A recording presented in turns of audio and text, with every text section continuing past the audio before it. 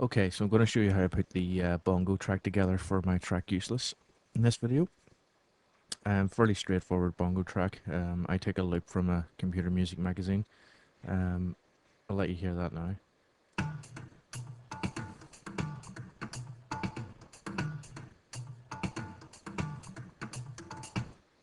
Now I'm going to show you basically how I use Kontakt to split all of the individual hits on the separate keys, as you can see here, for use, and then obviously made my own MIDI file to trigger these hits whenever I wanted them to, really, within the track itself.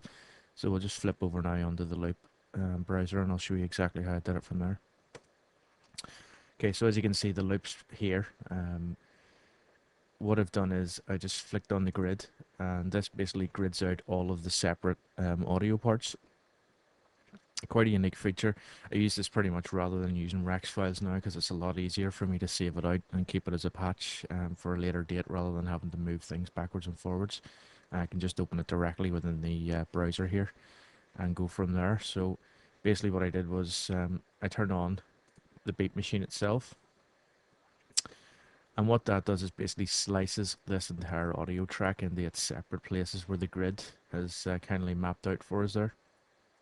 So what I want to do is I don't want it to load them into the first empty slot, because that means it'll start away off at C minus 2. I want to keep it around about the C1 area. So we'll take that off, and then we just press this button here, and that will automatically map all of the samples out directly from there. So I'll show you that now. It's mapped. So that's now mapped all of the samples out across the keys from C1 upwards. Now what I can do there is I can go back into the beat machine, and if I just move this over slightly, um, the actual functionality of this, if I click down on this button and drag it out, as you can see, it'll give me a MIDI file, um, which is basically the entirety of that in order, as you can see.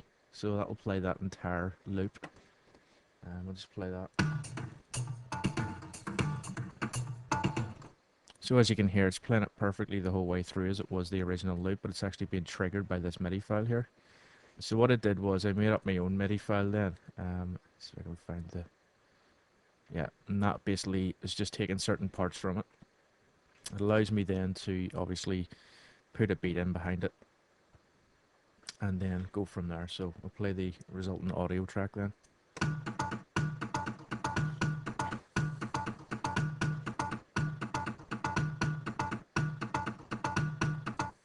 And as you can hear, that's pretty much how I made the bongo for it.